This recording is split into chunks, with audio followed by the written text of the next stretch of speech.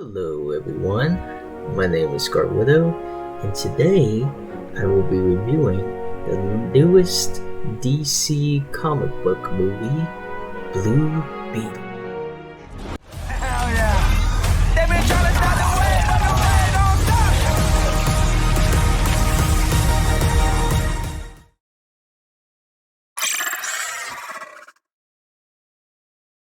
After finishing college and obtaining a degree in law, Jaime Reyes journeys back home to live with his wacky family again. Following being fired from WWE because of budget cuts, Jaime gets caught up in a predicament which sees him end up with an ancient artifact that attaches itself to him upon first glance. While the ancient artifact, known officially as the Scarab, doesn't make Jaime an emo flirt like Peter Parker in Spider-Man 3, it does give him the power to be nearly invincible.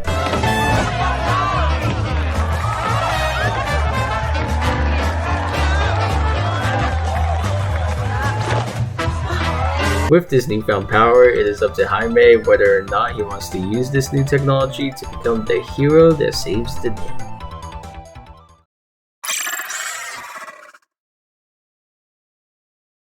The first aspect I would like to touch upon is the comedy. I feel like ever since the MCU popularized heavy doses of comedy in comic book films, all studios tried to follow suit to match the goofiness of the glory days of that franchise. I've already established that you destroying the ship that I'm on is not saving me. When did we establish? Like 3 seconds ago! No, I wasn't listening. I was thinking of something else. She's right. You don't get an opinion. What percentage? I don't know, 12%. 12%?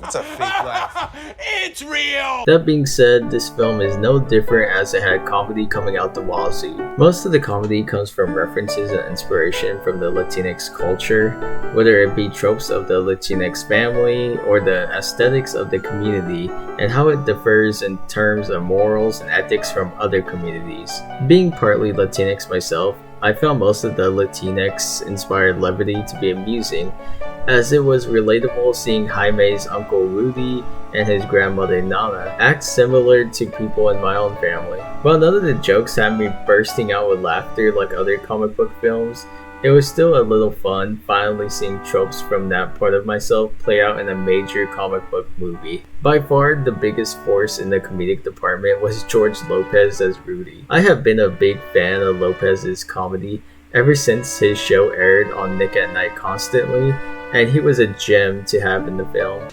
Oh, hey, man. Wow, hearing that gives me a lump in my throat. Or a little to the left.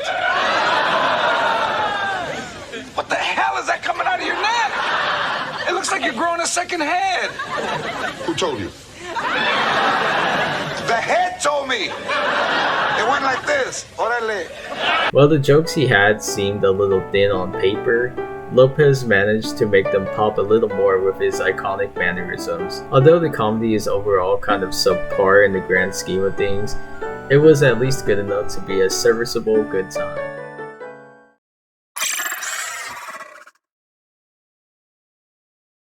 Another aspect I want to talk about is the action. The action of the film felt sort of weak compared to other comic book films in recent times. Without getting too heavy into the details of this Witcher contract, I feel like following the amazing choreography and cinematography of The Batman last year and Guardians of the Galaxy Volume 3 a couple of months ago, audiences have grown accustomed to distancing themselves away from purely CGI fights that contain little to no stakes. While the action sequences were playing out, there were times where I felt like the Boo from Monsters Inc. meme because the presentation was so basic. Is that what you want? Huh?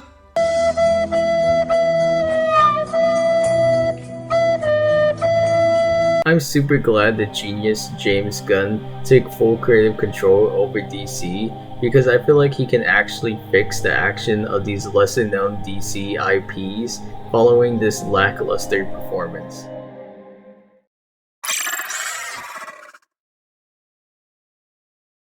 One of the major positives of this film is the cast. I have loved Xolo Maridueña ever since Cobra Kai, and he totally crushed his back as Jaime Reyes / the Blue Beetle.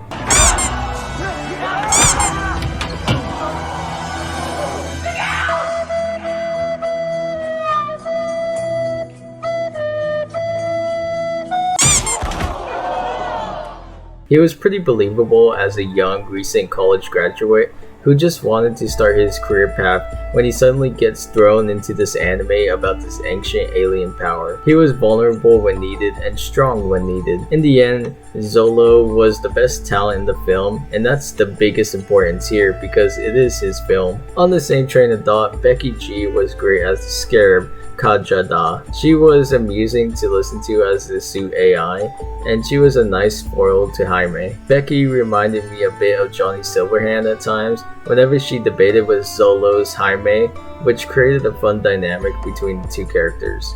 What are you gonna do? Cross your legs and meditate till they drop dead? Wish you dropped dead.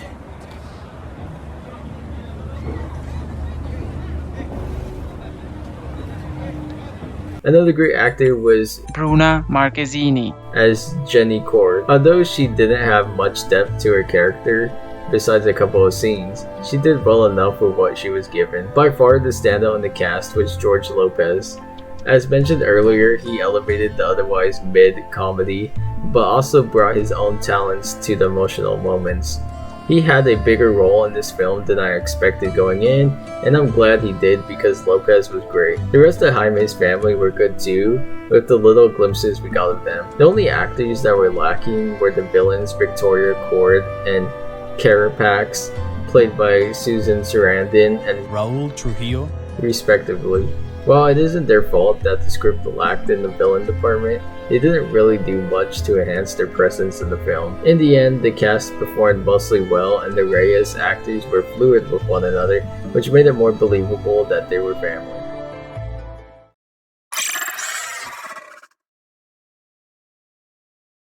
Now that I can talk about the heavy spoilers, I want to talk about the positive representation. As mentioned earlier, this film has a massive showcase of Latinx culture. I actually liked the representation as it was refreshing to watch a major comic book movie that is heavily inspired by a community I am a part of. The bilingual aspects, the wacky aesthetics of certain family members, and quirks of Jaime's household and the morals bestowed on the Reyes name are all traits of the Latinx culture I am very familiar with. There were times when I was sitting there feeling like Cal Kestis looking at himself in that one illusion scene in Jedi Fallen Order, because I could literally feel myself in Jaime's shoes. The representation of the Latinx community inched the rather overdone foundation of this film a bit higher for me.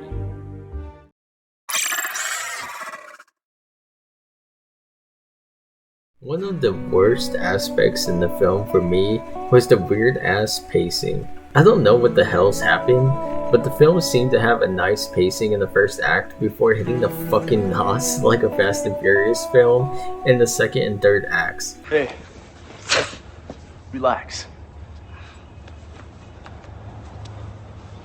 I need nos. Like after Jaime got the scarab and did his little suit configuration by flying around the city, the film kicked into a fast pace to get to the big final third act. It seemed like I was watching a Saturday morning animated series that tries to fit 2 hours of material into a 22-minute episode and it ends up looking as dumb as Edward Norton's plan in Glass Onion.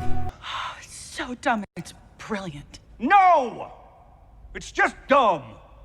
Maybe if this film had 15 to 20 minutes more added to the runtime, or they just didn't have so many characters they wanted to showcase, it would have been properly paced. I wish we would have got more scenes with Jenny and Jaime, as their romance only had like one side quest before they were hell-bent on playing D&D together. Also, I wanted more scenes of Jaime's family before they suddenly became able to defeat military-trained soldiers in the third act, which, by the way, that did not make sense at all. Like, how the fuck can a grandma and a young woman with a Nintendo Power Glove be capable enough to overpower people who were literally trained for decades in combat? Oh shit, Spencer! Come on, John. Good Get out of here now, please. Now. Hey, you forgot the Power Glove! I guess I did forget about the Power Glove. My bad, Freddy.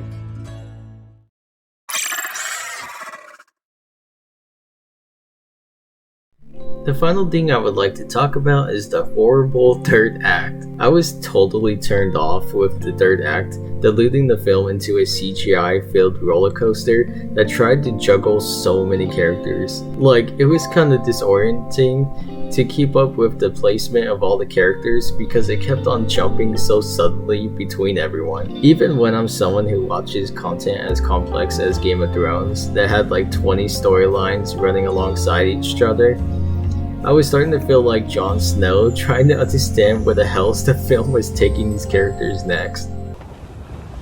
I could teach you how to do it. I know how to do it. You know nothing, Jon Snow. I feel like the film rushed itself too much with its barely over 2-hour runtime that it kind of forgot some of the big payoffs that had to happen, such as actually giving the villains some character depth and telling Jaime his father died. It seemed like the writers shoehorned in the montage of Carapax to at least give him some character, and Jaime contacting his father in the Infinity Stone realm to have him receive the news that the latter died, which is really weird because if Jaime was near death and as far as he knew his father was alive when he was taken, how would he even get the information his father died when Jaime's near-death experience would only be his own thoughts and interpretations of what the people he loves would say to him? When thinking about this scene in a logical sense, it falls apart rather quickly. Also, Victoria Cord is supposed to be the big bad, and is still mid as fuck in the end. Anyways, third act overall was pretty bad. Well, I think I finished up all my thoughts regarding this film. Overall, this was a rather generic comic book film that was serviceable enough to pass the time on a rainy day. While there were positive aspects, such as most of the cast and the positive representation of the Latinx community, the comedy kind of lacked and the third act was pretty bad. With all that being said, I'll give DC's Blue Beetle a 6 out of 10.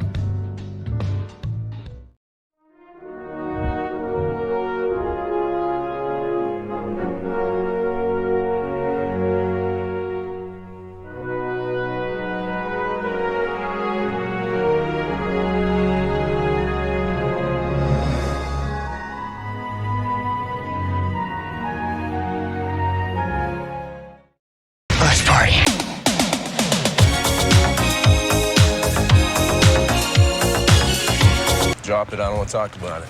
Drop it, hell. I want to hear about this, homie. I said forget about it, cuz.